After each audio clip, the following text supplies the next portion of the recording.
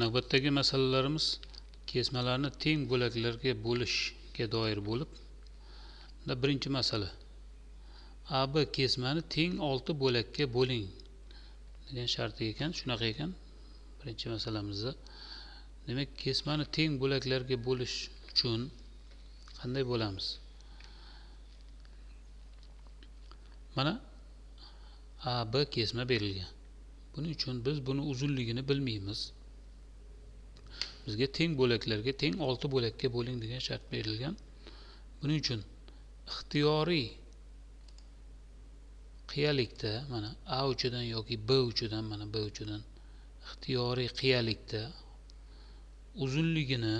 uzunligini 6 bo'lakka bo'ling degan bo'lsa, 6 ga bo'linadigan butun qiymatga ega bo'lgan uzunlikdagi kesma tanlaymiz. Shunday kesma tanlaymiz. Mana misol uchun tanladik. Mana shu kesmamizning uzunligi 6 ga bo'linadigan bo'lsin. Masalan, shartida 6 ga bo'ling degan negaki.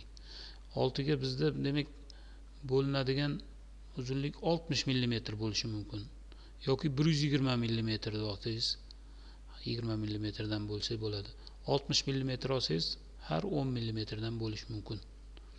Yoki bo'lmasam 30 mm olishingiz mumkin. Har 5 mm da demak lineyka yordamida bo'lish mumkin. Shuning uchun agar 7 ga bo'ling degan bo'lsa 70 mm oling. 8 bo'lakka bo'ling degan bo'lsa 80 mm oling. Keling bizda demak 6 bo'lakka bo'ling degani uchun demak 60 mm dek 60 mm uzunlikda ixtiyoriy qiyalikda to'g'ri chiziq chizaman. Mana chizdik. Uzunligi 60 mm bo'ldi. Qiyaligi ixtiyoriy. Shu kesmani endi teng 6 bo'lakka bo'lib chiqamiz. Har bir 10 mm dan bo'lib chiqamiz. Mana uzunligi 60 mm.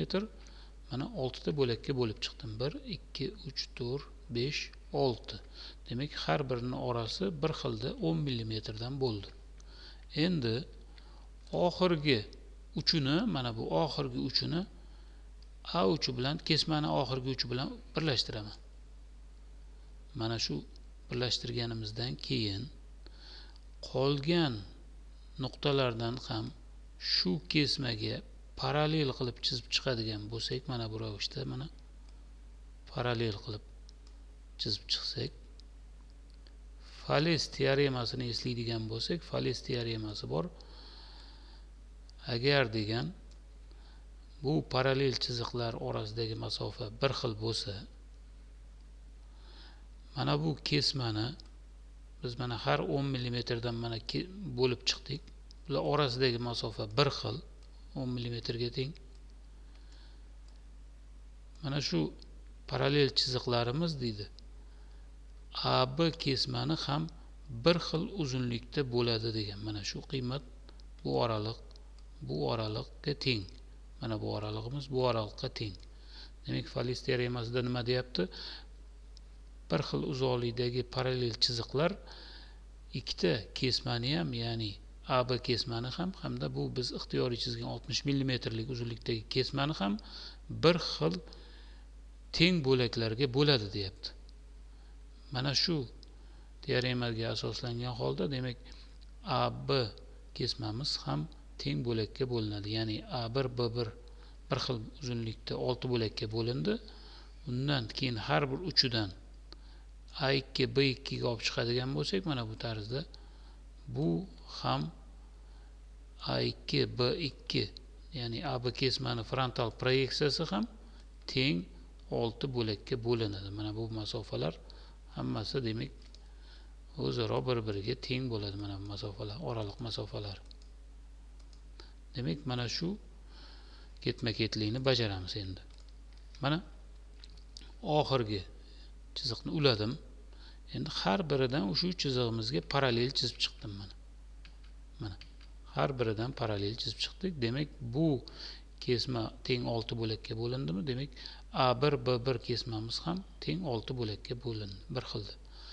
Har biridan endi x o'qiga perpendikulyar bog'lovchi chizig'ini mana olib chiqadigan bo'lsak, bunisidan ham demak A2 B2 kesmaning demak frontal proyeksiyasining ham bir xil masofaga bir xil qiymatda bo'lib berdi, 6 ta bo'lakka. Endi keyingi masalamizda AB kesmani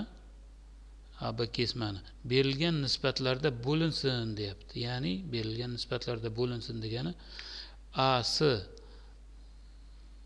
bo'luv BC barobar 2 bo'lingan 3. Ya'ni A dan C gacha bo'lgan masofa mana shu, demak kesmaning 5 dan 2 qismi 2 ta bo'lagiga teng bo'lsin deyapti. Mana shu yerda C bo'lsa, C dan B gacha bo'lgan masofa demak 3 ta bo'lakka teng bo'lsin. Demak bu yog'i 2 bo'lak, bunisi esa 3 ta bo'lak. Jami demak o'shanda kesmani biz 5 ta bo'lakka bo'lishimiz kerak ekan. 5 ta bo'lakka. A dan C gacha bo'lgani bu 2 ta qismi, C dan B gacha bo'lgan qismi esa bu 3 ta qismga ega bo'lsin deyapti. Ya'ni 2u 3 nisbat degani mana shunday ekan. Xo'p, buning uchun umumiy demak bizga agar 3u 3 nisbatda deganda bu kesmani 6 ta bo'lakka bo'lgan bo'lardik. Yoki bo'lmasam 4u 3 nisbatda bo'ling degan bo'lsa 4 bo'lakka 3 bo'lak. Ya'ni umumiysi 7 bo'lakka bo'lishimiz kerak bo'ladi. Endi bizda bu yerda shartida 2u 3 nisbat degan, shuning uchun 5 ta bo'lakka bo'lamiz. Bu yerda qanday bo'lgan bo'lsak, bunda ham xuddi shu ketma-ketlikda bo'lamiz. Mana ixtiyoriy uzunlikda kesma oldim. Bu ixtiyoriy qiyalikda bu 5 ga bo'ling degani uchun buni uzunligini 50 mm qilib oldik. Endi biz 50 mm da lineyka yordamida 10 mm dan bo'lishimiz mumkin. Mana buni 5 ta bo'lakka 10 mm dan bo'lib oldik. Endi bu kesmamizni oxirgi uchini A uchi bilan birlashtiramiz hamda qolgan nuqtalardan shu chiziqqa parallel chizib chiqamiz. Mana parallel chizib chiqamiz. Natijada A1 B1 kesmamizning demak mana gorizontal proyeksiyasi ham teng bo'lakka bo'linadi. Mana bu oraliqlar hammasi bir-biriga teng mana bular. Xo'p. Endi bu shu ishni amalga oshiramiz. Mana ketma-ketlikda 1-chi, 2-chi, 3-chi, 4-chi, 5-chi nuqtalar deb nomlab qo'ydikda, buni 5-chi nuqtani A bilan birlashtirdim mana. 4ni ham bu yerda hammasini demak mana birlashtirib o'tirishimiz shart emas. Nimagaki 2u 3 nisbatda degan mana 2 bo'lak bu tomonda qoldi, 3 bo'lagi bu tomonda. Demak mana bu yerda bizda C nuqta ekan. C1 shtrix.